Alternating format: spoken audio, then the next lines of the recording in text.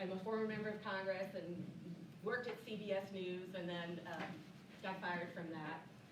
And then worked at various political PR agencies, worked for Google for 7 years, and I'm really thrilled right now to be a member of the Sine Institute. And part of what we're discussing during the course of my time here at Sine is how the lessons that you learn on a campaign, in a political campaign, are so easily translated into just about anything else that you do in business.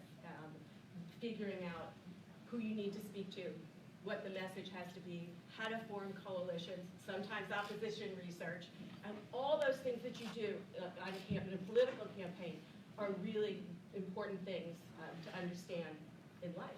Whether it's the campaign you need to try and get into AU, or to get a date, or to get that first job or second job or last job, right? It's a lot of the same skill sets, which are people skill sets, but it's also, and I'm giving away, it is also the, how you talk about it, right? One of the things that just makes me crazy is that Aristotle is so brilliant in how he describes communication, and the first thing he always says is know your audience when you're giving a speech, and to me that is like the fundamental thing that people make mistakes on when they don't know their audience. And so Joel Benenson, who is going to just come and discuss with us, is somebody that I've worked with. He was, Lucas is going to introduce him, but I worked with him most closely at Google, but I watched him at conventions and during campaigns, and I just find him one of the smartest people I know in terms of working a campaign, getting the right message, asking the right questions, and being able to constantly figure out not just what the first question is, because usually people's answer to the first question, if you run a whole campaign on that, it's not going to be good, but what they're really saying. And he was really useful and helpful to me at Google. So before we get to that, though, I want to introduce the students that have assisted me in helping to put this together and are with me all the time. So first of all, I have to introduce Aiden Levinson and thank him. Stand up now, Aiden. And Aiden has his grandmother and grandfather here, so I think we can have a round of applause. It's not for Aiden. Chris Rodriguez. Isabel Gallagher. Zachary Hill, is that here? Okay, he's not here yet, and Lauren Monahan is not here yet. They both have class till I think around 5:30, but they'll be coming in. So again, this is what our classes are about. We're going to have speakers that I think will just hopefully give you a great framework for people who have formed coalitions, how to make things work here in DC, the right messages, the right messengers. And so I hope all of you will look on the board for other events that we hold here. I'd like to introduce Amy Dacey, who is the head of the Sine Institute. Hey, welcome everyone. And will be joining me on the next one on February 25th, when we talk a little bit more into the skill sets that you need to either run a campaign or translate those campaigns. And the one thing that I think is really important that everybody takes away all the time is, particularly in this town, but in any town, in a time when Republicans and Democrats and conservatives and liberals don't get along and we have this infighting. Amy Dacey used to run the DNC. I'm a former Republican member of Congress. We had we would have our battles that were not personal, and we're able to keep those relationships during the course of our time here in Washington, D.C. And so to any of you who I might not see again, and you're here because of Joel, I just want to say, don't do what you're seeing in the Capitol today, because that's not how you play the long game. And so I hope all of you understand that Amy Dacey's here and I'm here because we played the long game of respect, albeit our differences. So with that, Lucas, do you want me to introduce Joel? And Joel's going to do a presentation, and then we'll take questions and answers. All right. I hope everyone's having a good day. We have... Well, except if you're a Democrat in Iowa. A good Democratic Iowa. Joel Benenson is here. He has been an expert communicator and researcher. Most notably, he helped Obama get elected and re-elected. He's also helped Fortune 100, 500, name it all, CEOs communicate with the public and do research. He's also been on 3 different presidential debate teams with his expert communication skills. So he's going to do a presentation now, then we're going to open it up for questions and enjoy.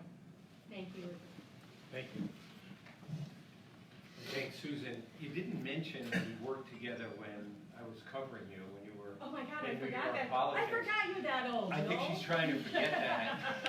Joel was a reporter for the Daily News when I was in politics in New York, so. Yeah. So that just goes to show you how you play the long game. Right, exactly. It's gotten better through the years. So thank you for both those introductions. I'm delighted to be here. You know, just before I start showing this to you, I'll explain why I've chosen this. You know, I just got back from a conference in California we've been doing it through NYU for a number of years, and then now it's moved to USC, the Dornsife Center out there. And, you know, it's a group of Democrats and Republicans who have done this conference now together for years, after each election in front of audiences. We did it in Florence, we've done it now in Southern California for a while, and it's open to the community, and it is respectful. We have differences. We don't convince each other on policies. We don't attack each other. We have a conversation that hopefully lifts up, you know, just a dialogue about the state of politics and helps people get more useful information out of it. So in thinking about tonight, there are a number of things that I know the class is oriented more towards policy, but I thought I would go back in time a bit. Some of you will remember a lot of this, some of you won't. But even the young folks were pretty active in the re-election campaign, because it's really an inside look at research, and I can show this from that campaign because it's already been presented publicly at the Annenberg Institute, University of Pennsylvania. That's why it's February of 2013. They used to do a post-election debrief, and then they published it in a book. So I feel comfortable sharing this because I don't normally share anything from any of the campaigns I work on publicly. But I think there are lessons that are important here, and obviously I was President Obama's pollster while he was in the White House as well. There were a host of policy issues that were impacted.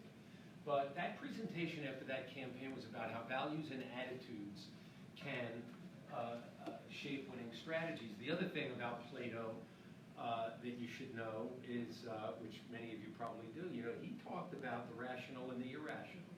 You know, he saw the emotional side of beings and the intellectual side of beings. And I think that's important. And I think a lot of times researchers, particularly very analytical and statistically oriented people, forget to ask the questions that get at what's going on with the human being beneath the surface. And sometimes that may take 2 or 3 questions to get there. So I thought showing how we did this through a campaign will give you some insight, and then we can talk about how that might have played in any policies. So let's see if I get this right. Oh, look at that. So in the fall of 2011, and you know, this is early fall, late August, September, a lot of people thought that President Obama was in deep trouble. We'd had a massive financial crisis, and all the traditional metrics that people looked at and said, well, wait a second. The unemployment rate is over 8%. No president's ever been reelected with an unemployment rate over 7.2%. The right track, wrong track number was 41% saying the country was on the right track, 57% wrong track. His job approval was 43%. And lastly, the Michigan Consumer Confidence Index was 60%, and no president had ever been reelected with numbers that low. Now, in fact, when we presented this in Annenberg, my counterpart, Neil Newhouse, who's also a Republican, but he's a friend of ours and mine, and we've done work together. In fact, he was Romney's pollster. He went before me. The benefit of winning the campaign is you go after the person who lost. But he put this number up and showed it all the way through. He said, if you would have told me in August of 2011 that an incumbent president could get reelected with that number, I would have told you to get your head examined. And I got up and I said, well, the thing for us was we saw that number in August, but we were still beating Romney, who had pretty much, you know, broken to the front of the pack in the Republican field. We thought he was going to be the nominee. So my job is to figure out, why are we winning? It's so stacked against us. I have to figure that out. That's my job.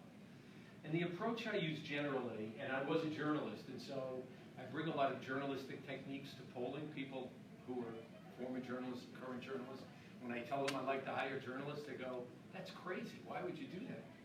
And I say, well, think about what journalists do for a living.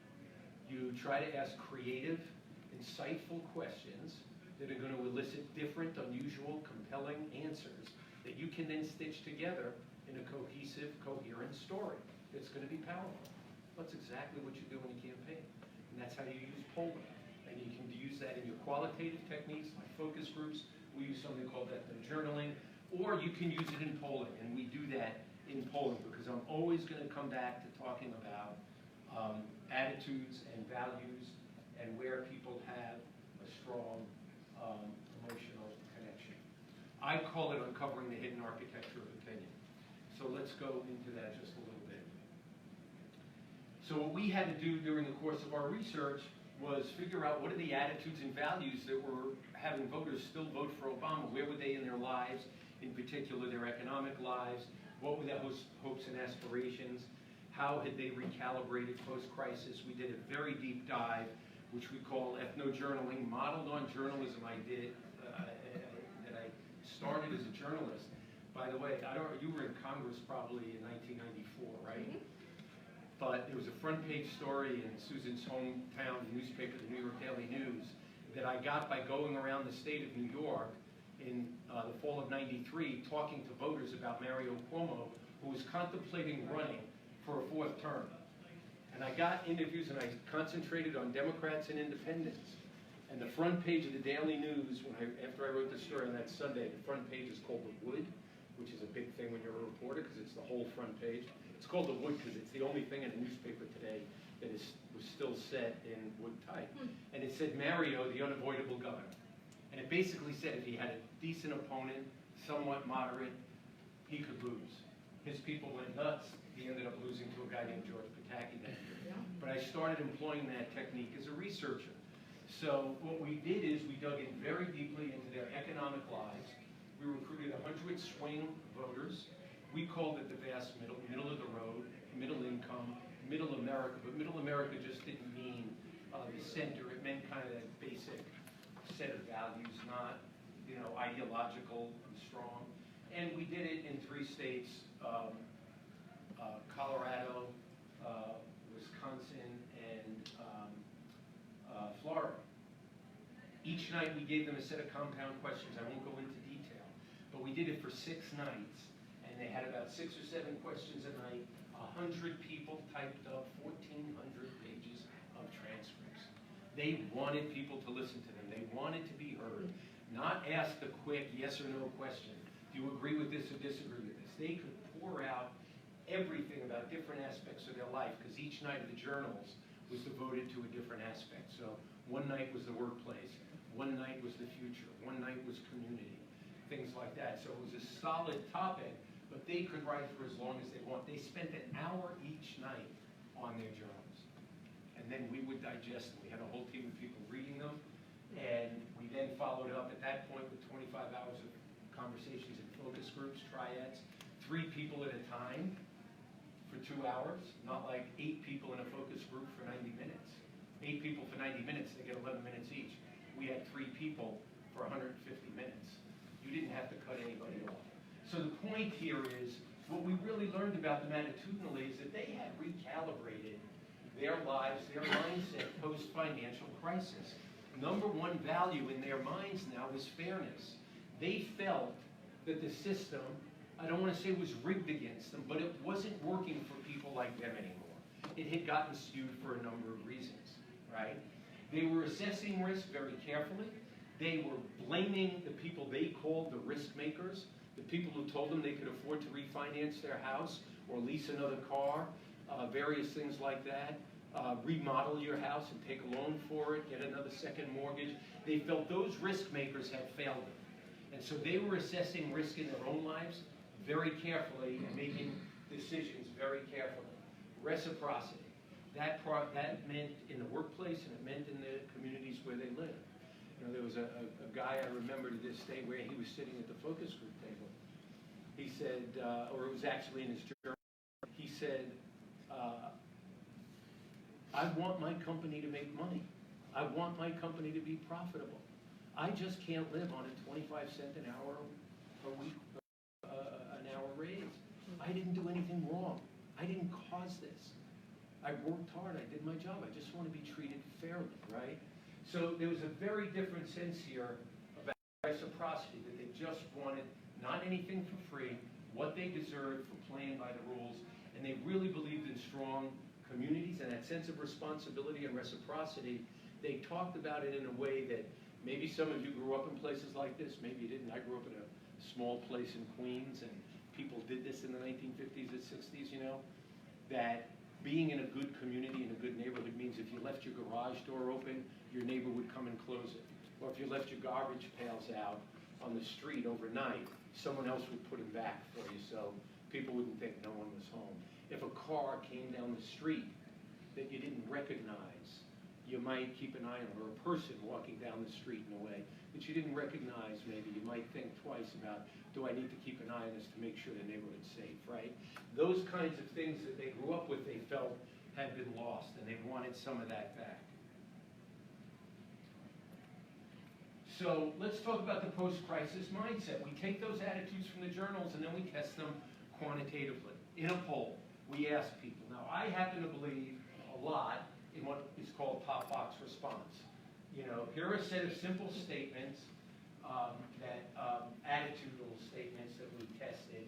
And I like testing them saying, you know, does this describe you extremely well, somewhat well, not really very well, or not at all, right? I usually like what I call top or bottom box, because if people have intensity at about, if they strongly agree with something at about a 40% level, high 30s, you're not going to peel that attitude or value away from it, right? It's that strong association with it. It doesn't have to be 100%, but that kind of intensity when you're given that, that's also going to mean that sometimes we look at top two box with the somewhat agreed numbers, but if you look at what the post-crisis mindset was here, they were less willing to take risks with their financial situation because of what happened during the recession.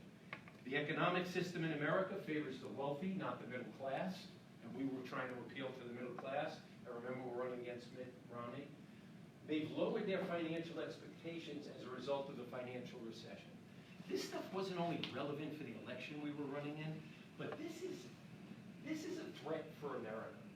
If you think about us as the most successful capitalist country on earth that built the strongest economy in the world, with an entrepreneurial spirit of people who thought, if I do everything right, if I work hard and get ahead a little bit, I can create a better life for my kids. And when you see attitudes like that, this is starting to undermine the fabric of what was once called the American dream.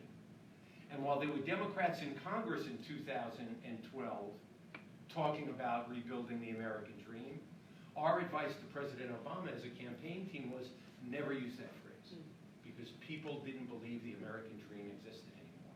And that's a simple thing that comes out of research that can be really helpful to anybody who's communicating, right? It can be helpful in a policy issue.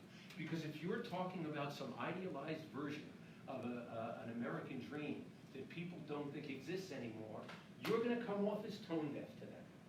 And so we were very careful to not build a campaign around restoring the American dream. And Mitt Romney at that point was campaigning saying he could have done a better job solving this crisis than Obama. He could have done a better job fixing the economy. So here I'm talking about the mindset. You have to get it, see this through their eyes, right? Do you believe what the country faced over the last 5 years, this was the poll question, has been an extraordinary economic crisis, more than any we've seen in decades, or on the right, a typical recession that the country has every several years? And if you go back, Romney was treating it like a typical ordinary recession, not some financial calamity. And yet the American people, the voters, I should say, who were probably pretty representative of a general population audience, by the way, by 3 to 1, they were saying that this was an extraordinary economic crisis.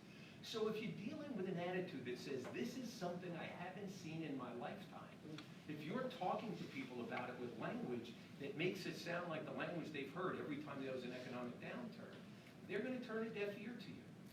They know it was different and unique, so you've got to find a way to communicate them about that that connects with them. Otherwise, they're going to tune you out.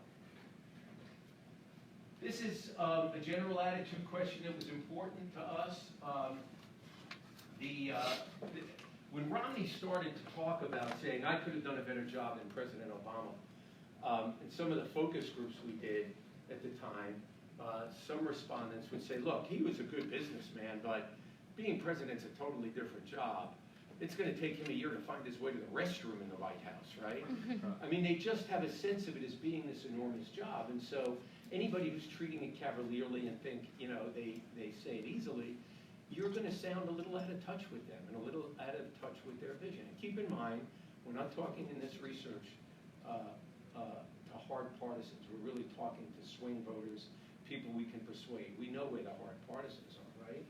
But so this question became a very simple poll question. You can see we asked it in June, and then we tested it again in 12. We tested it in June because Romney started to say it. The economic problems President Obama inherited were too severe for anyone to fix in a single term, or a different president would have been able to do more to get the economy moving over the last 4 years. This is what we call a forced choice question. Sometimes I want people to force a choice. Sometimes I give them that 4-point scale. But here I want to know. There are two diametrically opposed things. Romney's saying this, Obama's going to say that. Which one is more credible? And if you look at those numbers throughout the entire campaign, this is pretty much showing that Obama was on pretty solid turf here with the case he was making about the economy, and Romney wasn't. Now, why is that a problem for Mitt Romney? He was a businessman. He was running on his expertise, and you're getting this fundamental threshold question wrong about where Americans are seeing the world, right?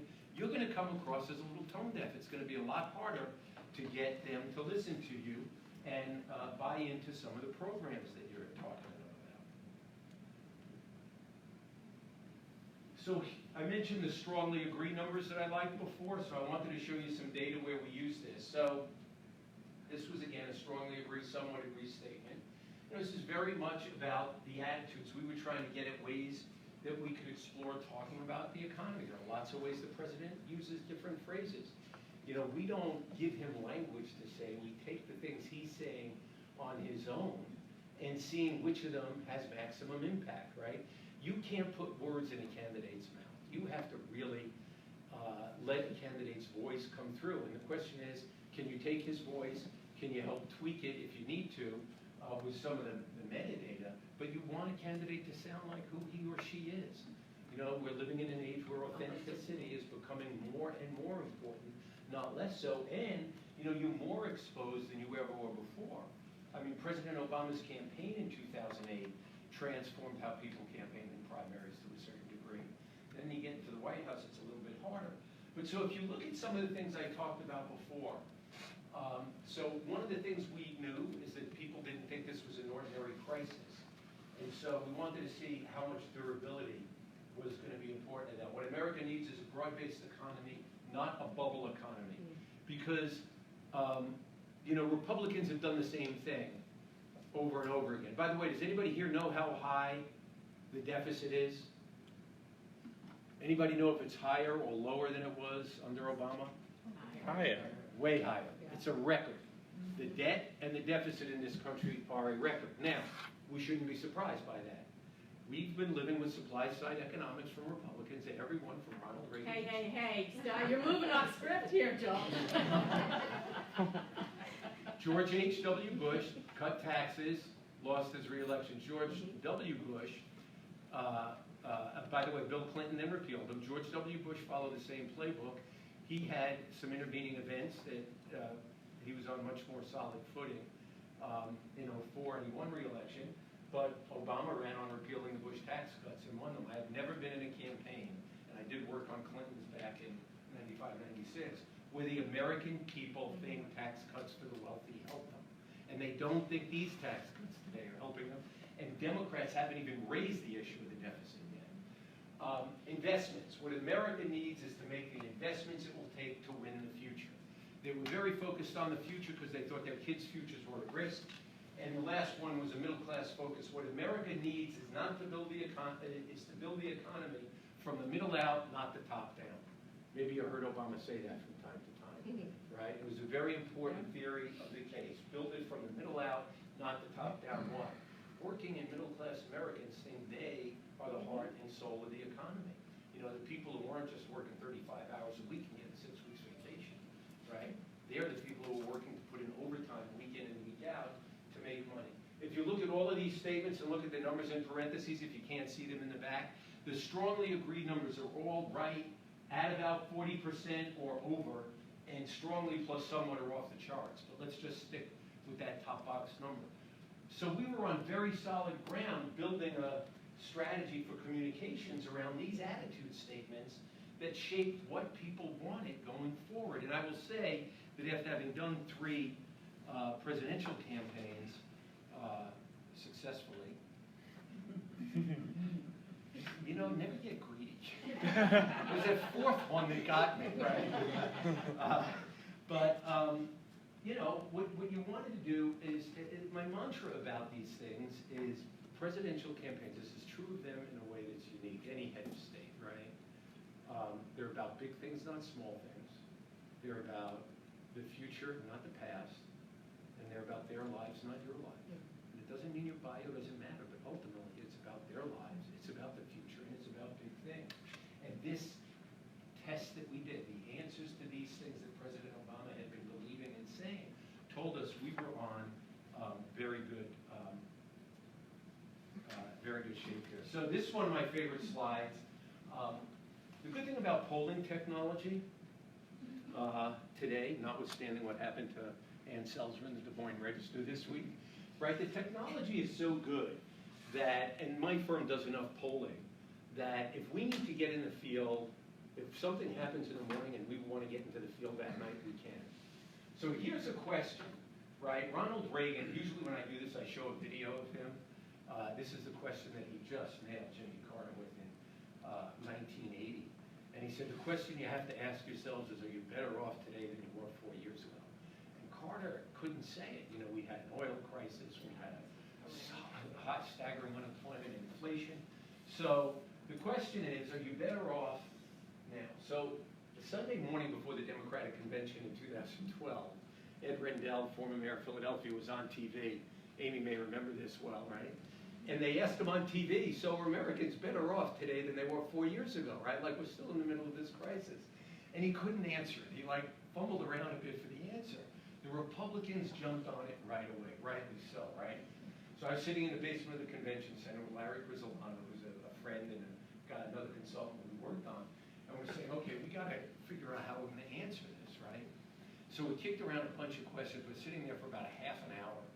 And then finally we just said, well, let's just see whether there's another simple question that we can use here, right? And so we came up with, again, this was a forced choice question. I told you here, right? They're not better off. But what's more important to you vote for president? Which candidate will make you better off 4 years from now? Or whether you're better off than you were 4 years ago? Whether you are better off than you were 4 years ago? And overwhelmingly, people thought what was more important was not whether they were better off than 4 years ago, but who will make them better 4 years from now. It's about the future, not the past, right? So I always loved this one because it was one of the simplest things. And sometimes, by the way, and this is true even on policy issues, right? When you're polling, you find one nugget that is so powerful that you can use it in your communications. A good example, I'll throw one in here for you, okay? A good example of what I think the gun control advocates, of which I am one, what they get wrong, right? How many people here think we have universal background checks in America? You've heard the phrase, right? Mm-hmm. Any hands? Anybody believe it? Okay, you know we have background checks, right? Mm-hmm. Yeah. Okay, but why are they not universal? Anybody know? Gun show? Nobody, well, that's one. Gun show, internet. The Second Amendment? Wait. No. There's another thing. The background check said, you heard of Dylan Roof, right? He didn't buy his gun at a gun show. He walked into a church and murdered 8 people at prayer, right? The rule says that if your background check isn't completed within 3 business days, you get the gun. Think about that. You couldn't get anything else in this country that is something of value in 3 days. You couldn't get a bank loan, maybe a bank loan in 3 days, but that's because the banks want you to borrow money. But you know, what a notion that in this country that we don't say the background check, we've tested this, A background check should be completed before someone can buy a gun, even if it takes 2 weeks. Like, why is there predisposition here that, oh, you don't complete the background check in 3 days, you get the gun? So people on the other side say, we have universal background checks. There's a gun show loophole, the internet, et cetera. But the truth is that that's one simple thing we could close. And if people on the gun advocate side would say, you probably think we have background checks, but we don't. If the background check is completed in 3 business days, the person gets the gun. Right? That's not a background check. You couldn't get hired for a job if the background check wasn't completed in 3 days, right? Why are we letting somebody buy a gun? So sometimes you can get a simple nugget of information that defies common sense. Most human beings operate on common sense. So I talked about the mindset. Let's talk about the competitive landscape a bit. We're doing okay on time, I think. All right, I'm going to speed this up. First step is do opposition research on yourself, and that's true in the policy case. You have to know what your weaknesses are, right? I've worked on climate change for a long time with some clients. I've worked on some gun issues. One thing I learned on gun issues, for example, in our polling is that, and we actually worked with a foundation and got some gun laws passed in 3 states to let judges take guns away from people if there was a restraining order against them. But we learned there was a group of kind of reluctant gun owners. They were reluctant to change laws, but you could win them over on some common sense things. So, you know, you've got to be creative about these things and find a way to communicate. And if you tell them, for example, and the way we concentrated on domestic violence cases, is we told them how many cases there were. I mean, the domestic violence cases, particularly women being shot by a partner who has a gun, are off the charts in this country. So if you say to people, you know, you probably think that judges can take guns away from people who have domestic violence charges or convictions, but they can't, without telling them and trying to educate them, you're just saying, hey, there's this common sense thing that you probably got wrong, because you probably believe it like everybody else does, because you don't want to make people ever feel like they're not smart or they're stupid. But you want to say it's such common sense, you probably think judges can, but they can't. And so what we got is 3 laws passed in 3 states where judges can take guns away from the house too, from a domestic abuser. We knew we had vulnerabilities here. President Obama slowed the recovery, made it worse, 23 million unemployed. He doubled the deficit, he added more debt than all previous presidents. They had stuff to run against him on, right? So what you have to do is know what they are, what they're saying about it, and either decide you're going to take it head on and defend, or combat it with a better story. So we decided that given where people were economically during the course of this campaign, we weren't going to play a lot of defense. I think it was Vince Lombardi, a football coach, who once said, the best defense is a good offense, right? But we didn't want to have to get into a debate about everything that had happened in the past. Not that we didn't want to own it, we just wanted to continually focus forward. Anybody remember why? Because what did people tell us they cared about? The future. They were worried about the future. So our goal, our strategic imperative, was to do that.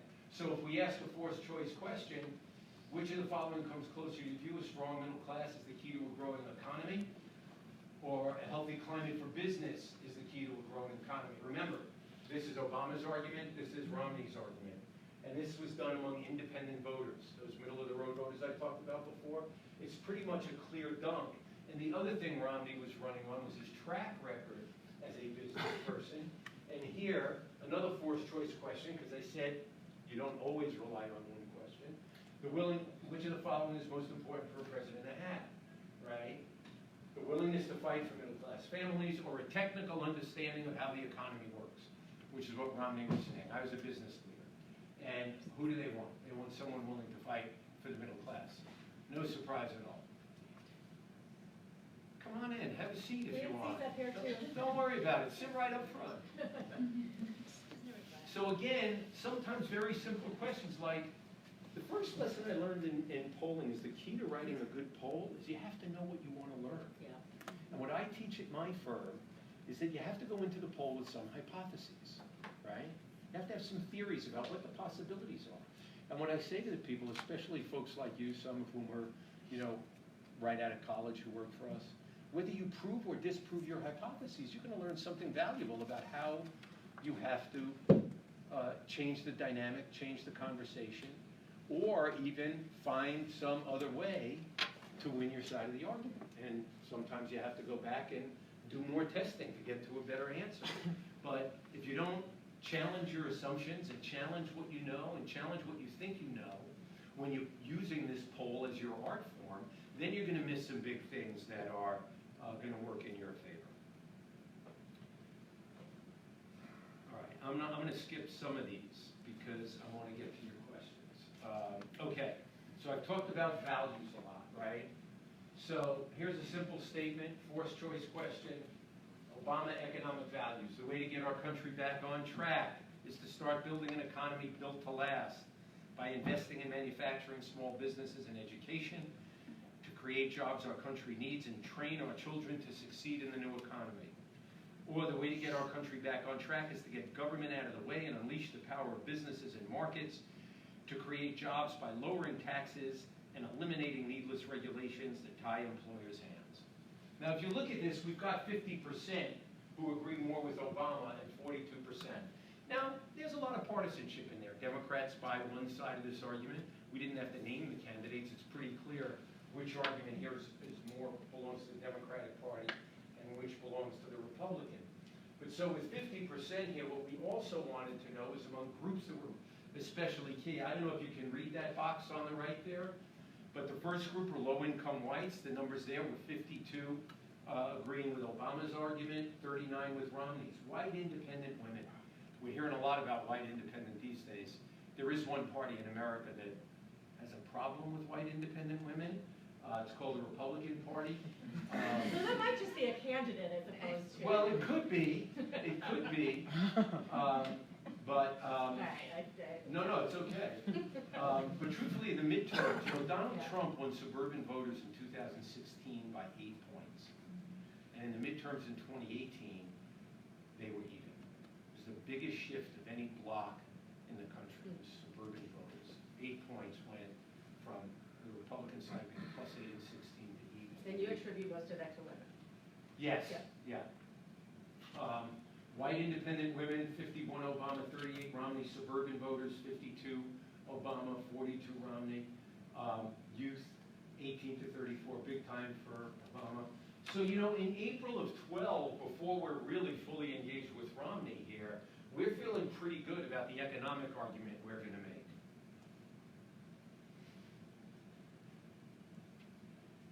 This is pretty simple.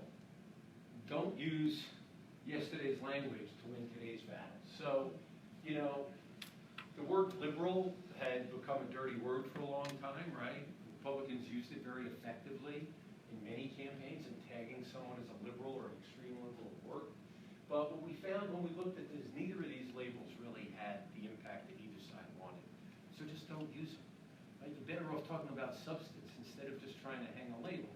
Now, an exception to that is probably President Trump, who does, I mean, his style and his approach is to personalize the race in a way. He's not attacking his opponents.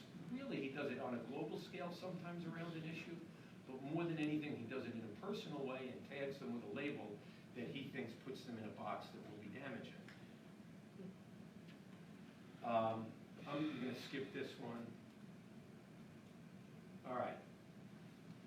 Turning insights into strategy. The last thing I'll do, and then I'm going to take questions. We had to figure out a way to make Romney's business record work against him. It engaged in some practices. I'm not going to go into this in too much detail here. You know, he bankrupted businesses. He had parked money overseas, all of that stuff. He fired workers in healthy businesses just to drive up profits and sell the company and walk away with millions. But what we did is we didn't use conventional questions. These were practices that a lot of business people engaged in. And again, my thought partner, Larry Grisolano, and I said, let's see if we could come up with questions we've never asked before that would really tell us what we wanted to know. And the two that we landed on after about a 45-minute conversation, one was, this may be one way to run a business, but it's simply wrong. And the other was, this is harmful to people like you. And we wanted things that people said were simply wrong, and it was very harmful to people like them, right? One was a 2-part, one was a 4-part. That number on the right, outside there, is how many people said these were simply wrong. And then inside, it was harmful. These were like the top of the pile. So we didn't have to randomly throw stuff at the wall on what would stick to Romney. We could stick to these 4 things, and we made ads out of all of them. Skip the next one and get to this. Okay. This is what we call the campaign architecture. So, very simply, if you take the beginning of this, what we talked about, that Romney was going to make this a referendum on Obama's record, right? He was going to say, I could have done a better job. He's been there 4 years. He's failed to rescue this economy. It's all a referendum. So our strategic imperative was to make this election a forward-looking choice based on a contrast of economic vision and values. Remember all the data I showed you. We don't want to debate issue by issue. We want to debate on the value side, what we know about where people were in their lives. They were thinking about the future. They thought the wealthy were getting too many breaks. We didn't want to create around any one specific policy. We wanted to have a framework that was very strong on a values perspective. So the way you do that is your first imperative is that strategy up on top, forward-looking contrast. And to do that, you have to control the context of the debate. Romney's got his and ours, and it'll sound familiar because we know that people bought into this from the polling I showed you.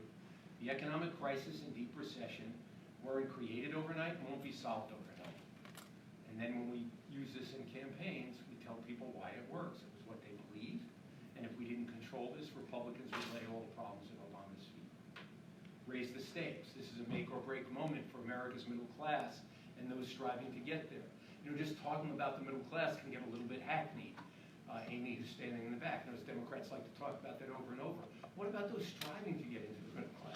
Like, there are a whole lot of people who are middle class. The middle class is middle, right? There are people above that, upper middle class. There are other folks. So we broaden the universe we were talking to, but we also raised the stakes. We said it was a make or break moment for those in the middle class and those working to get there. Why did we want to raise the stakes?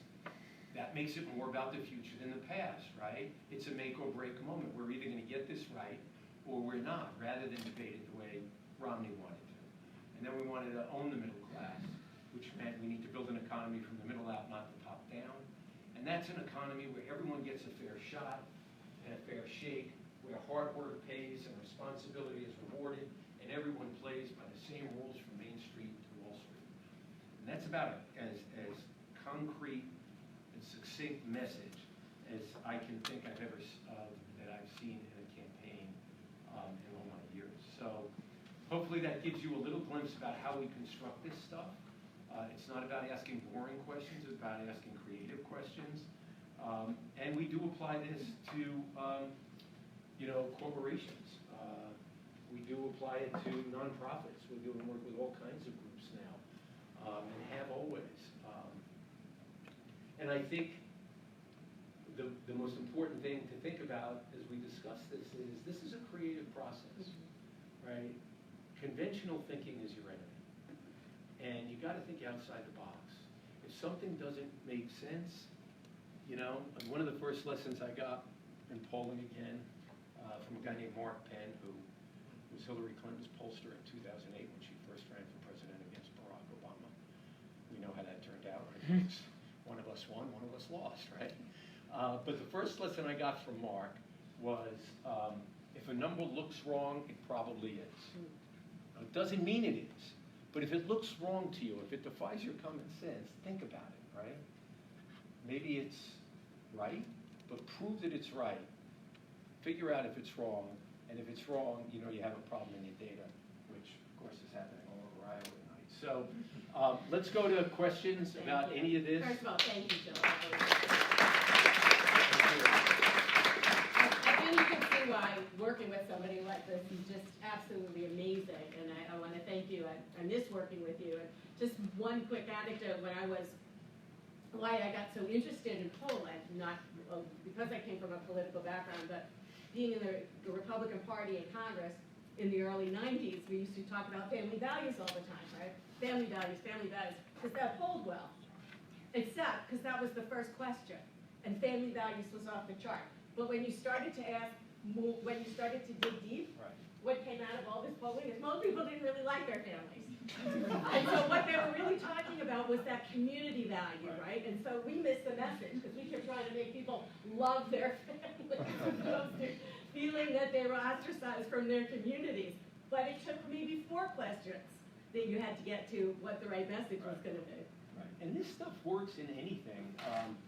Mark, I was still working with Mark Penn. I hadn't started my firm yet when Microsoft was being sued on antitrust stuff, right, for being a monopoly by the Justice Department. And, you know, one of the simple things Microsoft was doing at the time that people loved, but that they weren't talking about was they were putting computers in libraries all over America. And no one at the company was talking about it. So anybody who did interviews after that would talk about that, right? It was saying, what was it saying? Hey, we're kind of a surrogate member of your community, and we get it. And we know that in some places like rural America, right, in some places in urban America, that you may not have the resources that people may have at home, so we're putting computers in libraries. And they were doing that all over the country.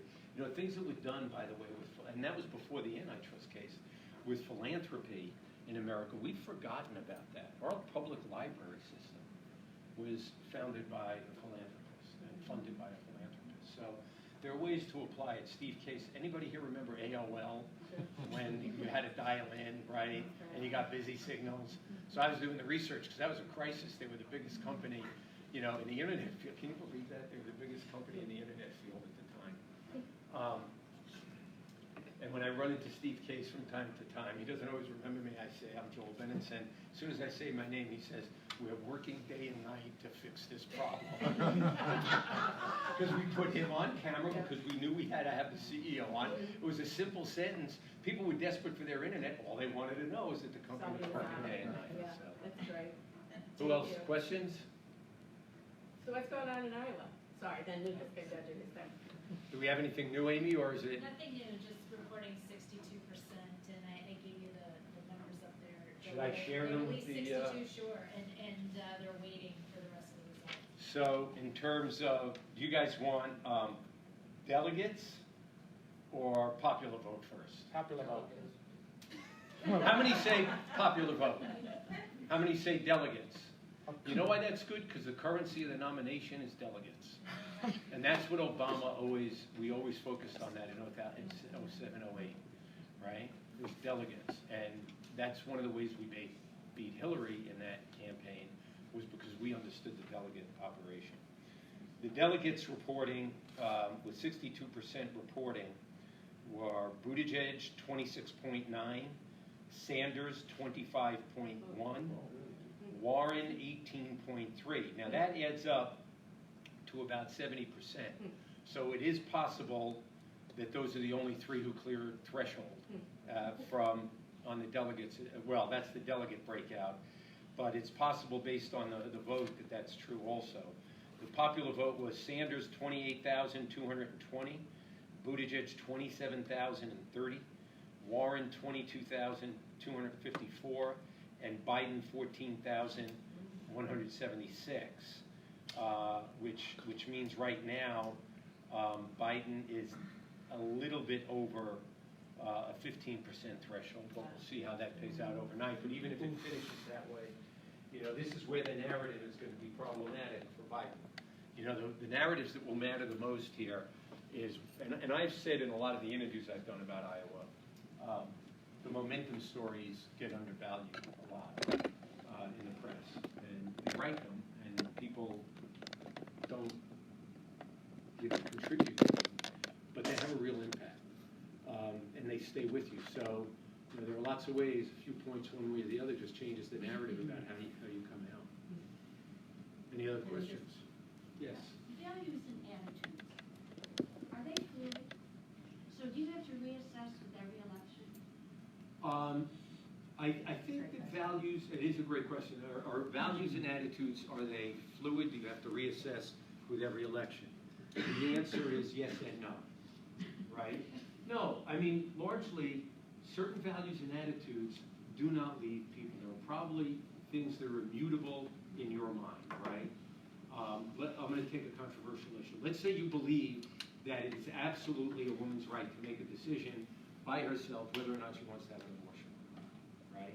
And for whatever, right? That is an attitude around a specific issue that you believe, and you're probably not likely to change that.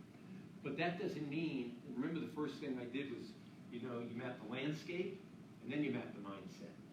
So the landscape is going to inform your thinking about the mindset. Those things we ran on, by the way, in 2012 are not the same that we ran on in 2008. Some of them were. The economic stuff were. But remember, Barack Obama was running against a country where people felt it was very divided. Boy, how wrong were we back then? And I say that only because I'm working with some very significant division in America now. But so there was different. Some of the argument was economic, right, against John McCain, but not a lot. It was much less about economics and really a lot more about a bigger vision for where America was going. So that's why I say, polling is both art and science. The questionnaire is my art form, right? I can't just make crap up. I've got to make up stuff that I either hear in qualitative research or I have an intuition from what I'm hearing and seeing people say on television, regular people, not commentators or reading quotes from real people in newspapers. So that's our art form. That's the creative part of it. And I'm lucky that most of my clients like that about us. They don't want to ask the same question over and over again. I think if I'm repeating myself, stop me. At my firm, I tell people, if they say to me, when I say, why are you asking the question that way? And they say, that's the way we've always asked it. I say to them, that's never a good enough answer. I don't tell them it's right or wrong. I say it's never good enough. It's okay to ask a question the same way, as long as you have a good enough reason to ask it the same way. Any others? Yeah. Once you've identified these values, how does that transition into what form you bring them to the voter, like digital, print, things like that? You want to bring them in every, great question. At what form, when you translate the values, how do you bring them to the voter? The first thing is you want, you want your candidate to say those things at every opportunity and then some, right?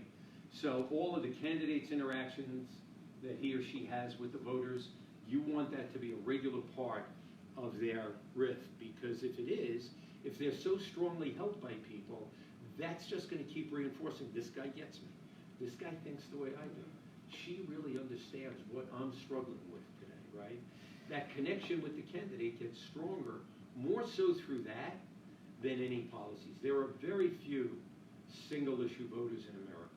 There are probably some hardline single issues on the right now, more than the left, over the gun issue, right? The NRA, which is, anybody know how many members the NRA has? What? 2 many. 5 million.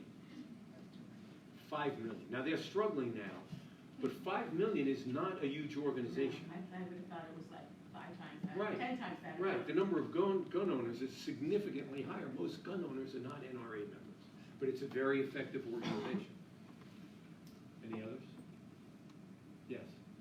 Is there anything about the framework and the way that you approach things through this election and the ones before that wouldn't apply now because either times have changed from a communication standpoint or generational changes?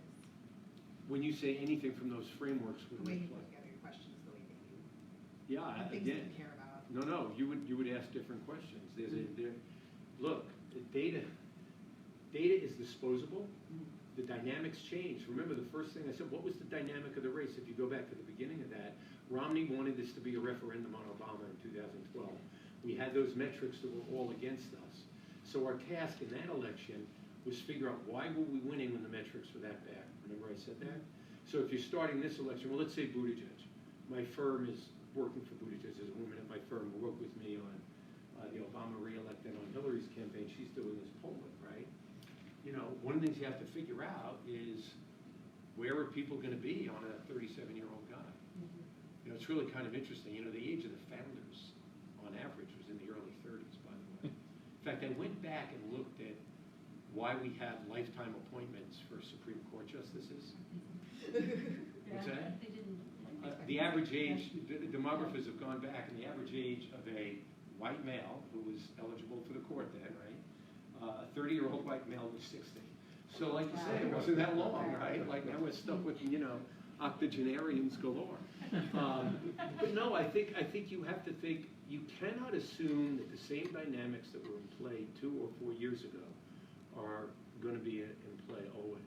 The macro things that I believe are always true about presidential elections are what I said about big things, not small, future, not the past, your life. But you have to approach that's the fun part of this job. That's why I think it's so creative. People think of pollsters as numbers geeks. I was very good at math, but I never took a statistics class in my life. And I don't need to. I can hire statisticians. I don't need to get bogged down in that. And I can understand statistics, but I understand regressions and correlations and all the things that data analytics folks do. But I don't need to do that. My job is to do this level of research. I like that you're nodding at that. You like that? I like that answer. Go ahead, sir. The Supreme Court lifetime appointment, I think the original intention was that the divorce them from political pressure in their jobs as Supreme Court justices. Yes, but I'm not sure if they knew justices were living to the age of 90, that they would have made it That could very lifetime. well be. And number two, are you working with any other candidates at the moment besides Buttigieg? You can only work with one candidate in the presidential. Well, when you get to the one candidate for the Democrats and one for the Republicans, at this point, do you help any of the other possible? No, not at this point, because they're competing against each other. Okay. So if my firm's with Pete, no other firm, I'm friendly with them. Are we still on Facebook? I won't say who it was. One candidate who, before one debate, I had gotten off the plane ahead of this person, being very careful. And this person came up to me and said, so do you have any advice for me? And I said, you do know I'm working for another candidate in the race. And the person said, yeah, but I thought you might be able to give me some helpful advice anyway. I said one little thing that was not hugely significant, but could have been important for the person. When the camera's off, I'll tell you what it was. This New York Joel is having Yeah. such a hard time saying his body right now. Anybody else? Let's take one in the back. I feel like this upcoming election, or since 2011, the amount of time we spend messaging versus counter messaging and the whole Counter people messaging. get their truth. You mean contrasting with your opponent? Yeah, and all the misinformation that pops up now. That Well, look, let's take the isn't second part necessarily first about misinformation, right? And even negative attacks, by the way. The general rule is the only time you respond is if it's doing damage, right? So if it's an attack that is either exploiting your weakness, everybody has weaknesses, or is undermining in a significant way a core equity and something that's one of your strengths, right? Stuff that's kind of mushy and doesn't do any damage, and we have the agility at my firm to, if a new ad comes out attacking a candidate in the morning, we can be testing that by nighttime and test that ad as long as we can still get a copy of it, which you usually can now, and get it with a couple of hundred people within 24 hours and 400 people if we get it in 48 hours. So because you don't want to respond to an attack that isn't damaging. You want to ignore it, right? So, by the way, Obama never debated with Romney saying, you couldn't have done a better job than me, right? Now remember, I showed you data that nobody believed anybody could. I will tell you what we did, and you may remember this, at the Democratic Convention in 2012, because there was only one person we believed who could make that statement, and it was Bill Clinton. And in his speech at Bill Clinton in North Carolina, Bill Clinton said, Romney says this. And the way he does it, now let me tell you all something. Nobody, not Mitt Romney, not George W. Bush, not me, could have done a better job than Barack Obama. And the place blew up. They went crazy. It was one of the longest ovations in 4 days at the convention. But we never took that debate. We never decided to have a surrogate smack him down on it, until we had what I always call in politics, and also when you're in trouble, and we do a lot of crisis management work for organizations and people when something happens, you want a surprising and irrefutable advocate, right? So Bill Clinton was both of those in a way. I mean, of course, he's a former president. He's going to advocate the Democrat. But obviously, Obama had beaten his wife the earlier campaign. And he was also irrefutable because he was a president. Who else could say it? How could you argue with him? And, of course, the reaction was great. So, and I would say also that sometimes the biggest mistakes people make is responding to attacks that they shouldn't, and negative stuff that they shouldn't. So, any others? Yes, sir. This may be a little an outlier in a way, but what does Trump have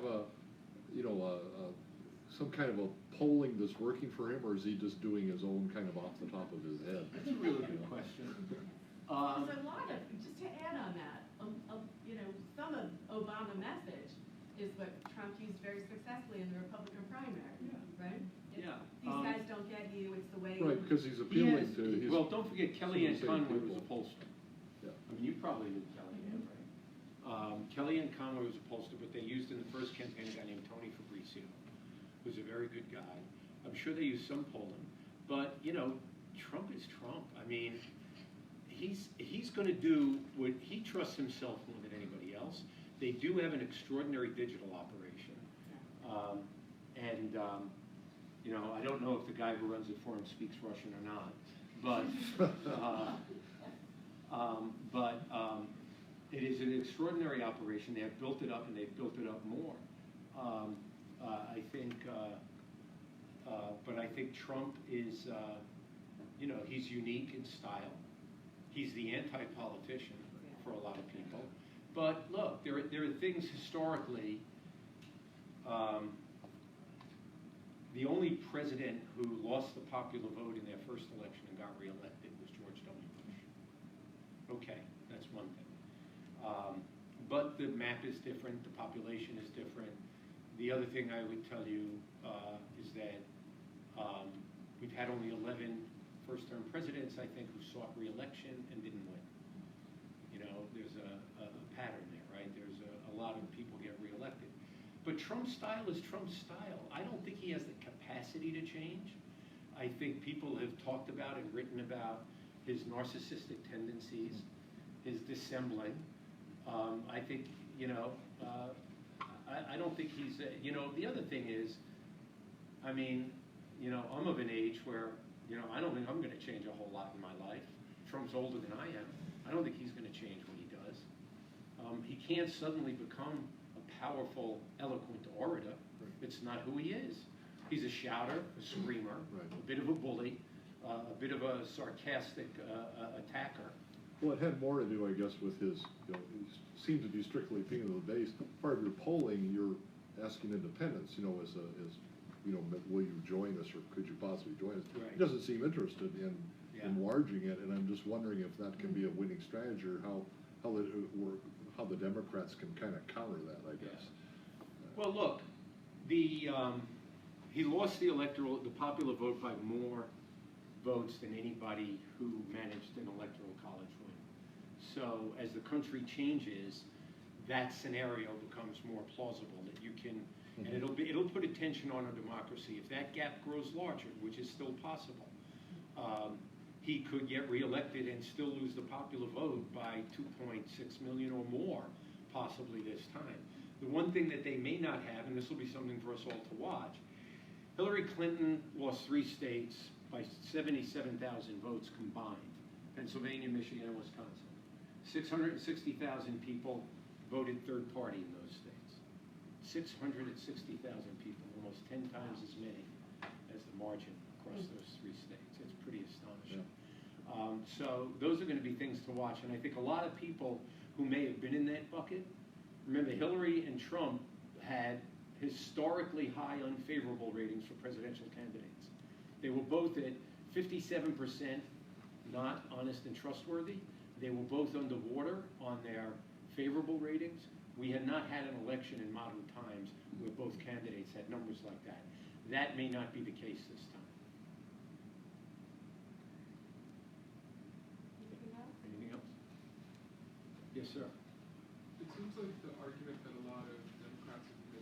speak up just a little bit? I'm hearing you, but these old people in the front, right? You didn't hear him, did you? No, I can't hear. Okay, there you go. It seems like the Democrats running for president in Iowa recently have been making an argument claiming that they can be elected or beat Donald Trump, and it seems like beating the incumbent president ranks #1 among voters' preferences for their presidential candidate. Would the polling that you've seen confirm that the pundits are talking about? Or Well, is there something so else here's where the human dimension really comes in, right?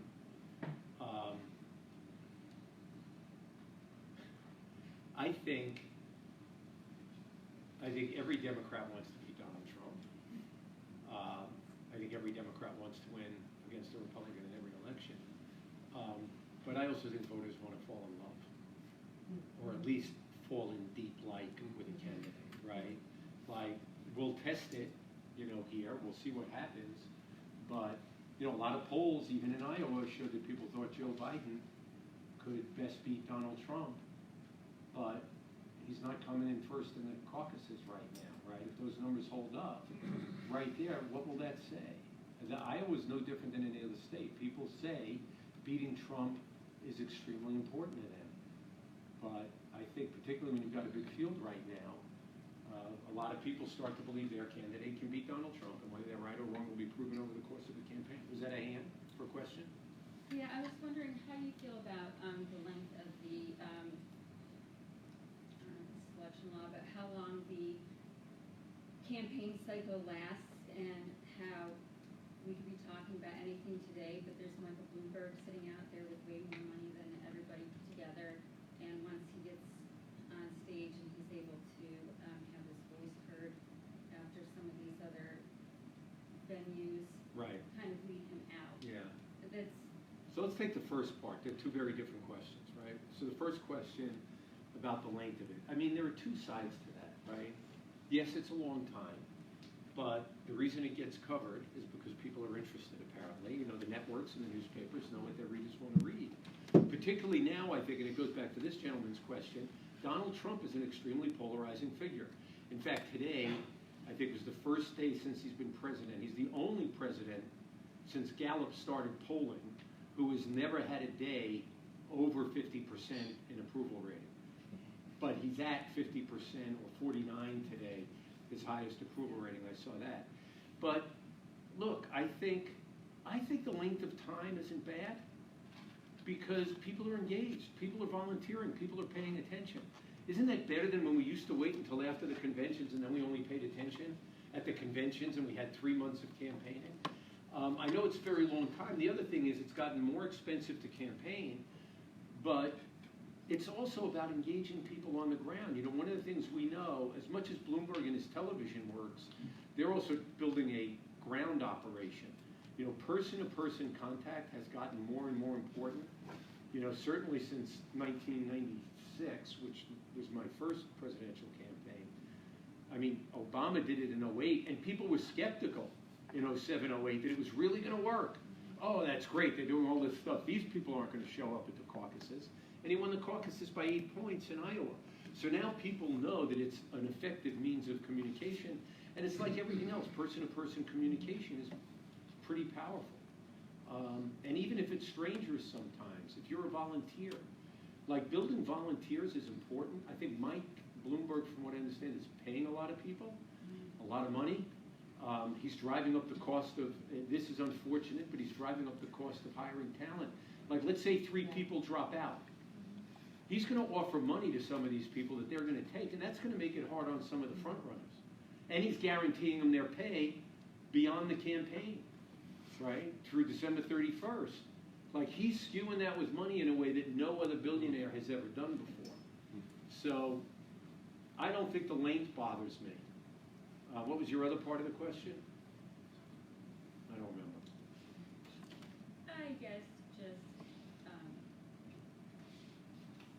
whether or not, I guess if you're working from a candidate in the beginning,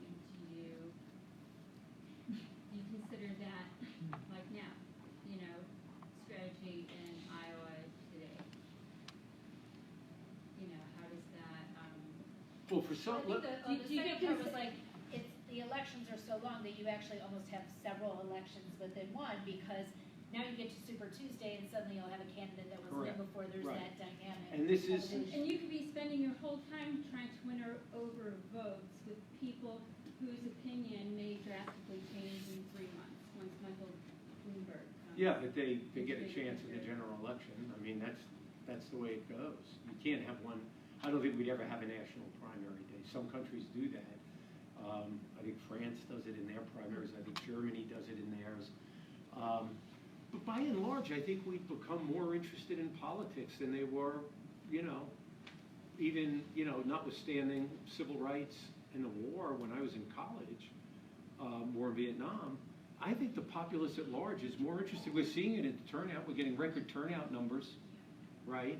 So I don't know that people's appetite for politics has increased, or they're being bombarded so much they just go and do it. We've made it easier to vote in some places, even though some places it's still hard to vote. You got vote by mail. You got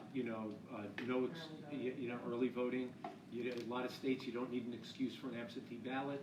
So a lot of that is engaging people more. I don't think that's a bad thing. The midterms in 2018, record turnout, a 100-year historically high turnout, 114 million people. It's only 20 million people less than in the presidential election.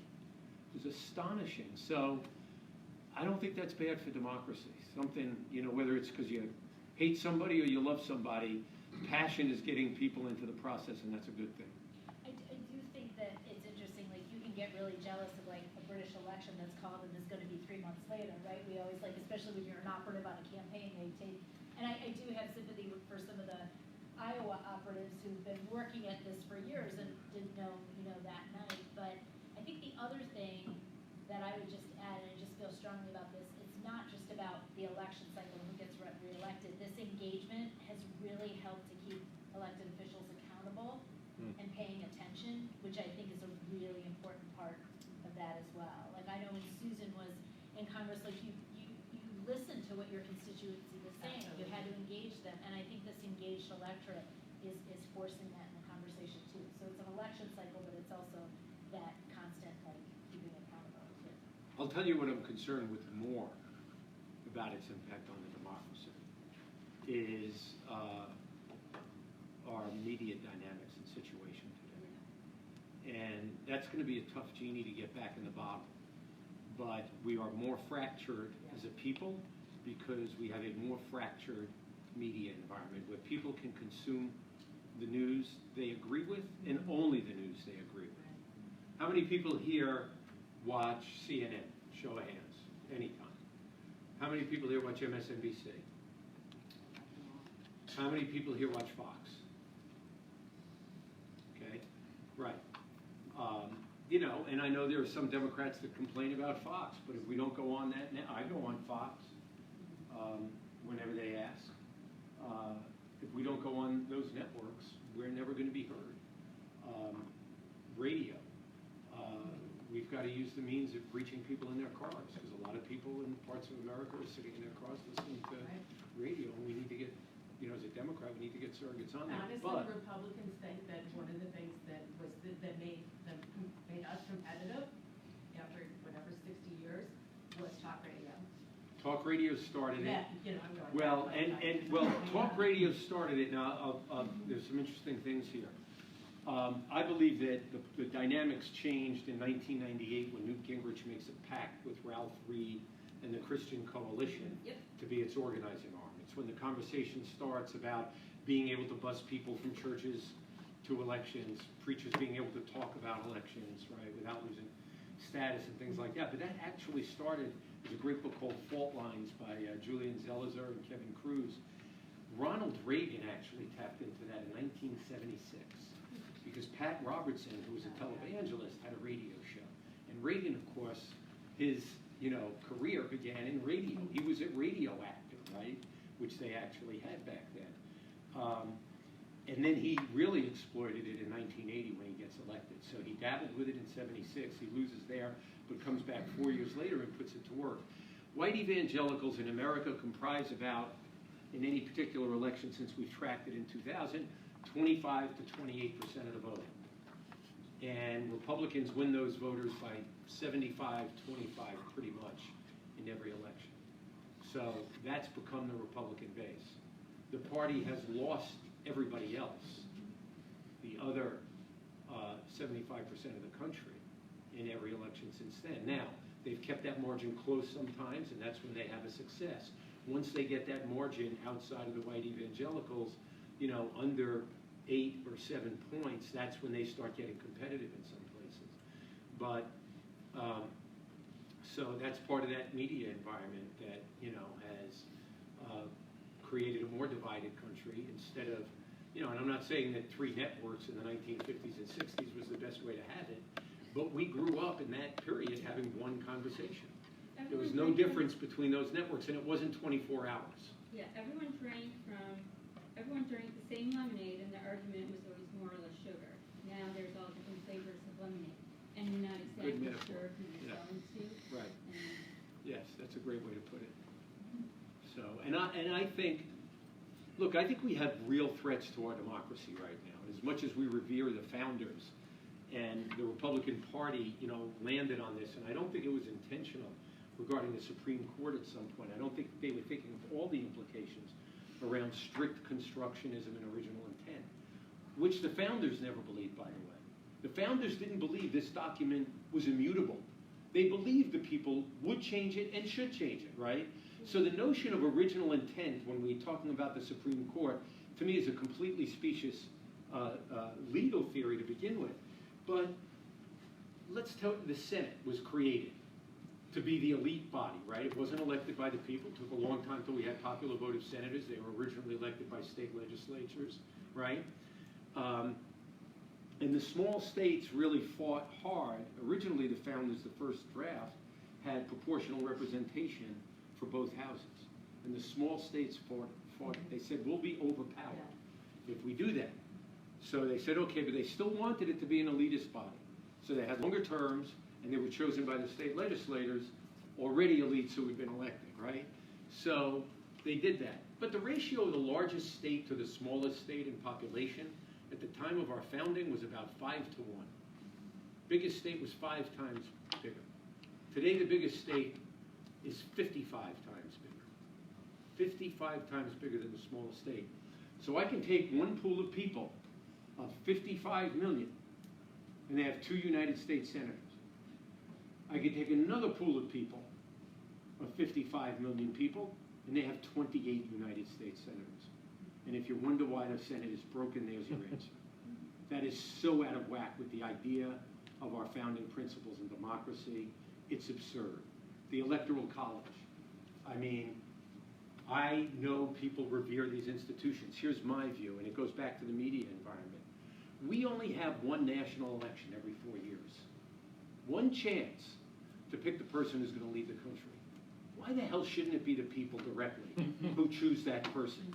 One chance every 4 years for your voice to be heard, instead of distorted by an archaic system created by a lot of elitists who wanted elites to have control over the process. Because keep in mind, how the electors are picked in every state, they're not chosen by the people, chosen by the state legislatures. Because at that point, they thought the state legislatures would be powerful and would have control over it. So I wasn't always for the popular vote, but as these distortions get bigger, we're either going to change some of these things so that we become more unified as a country, or at least are able to speak with, I don't want to say a unified voice, but that the voice of the people actually carries more weight. Thank you. Joel, I just want to, first of all, thank you so much for this. Thank I you. think you can see, and I do want to put a point on this, because this is obviously where the conversation is going.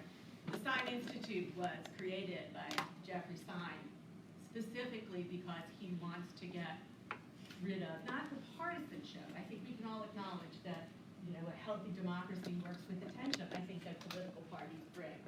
But the lack of comedy, the lack of respect, the polarization, the idea that if you disagree with me, that you are wrong, and that, you know, that 435 members of Congress from across the United States can accomplish anything if there's not compromise somewhere along the line.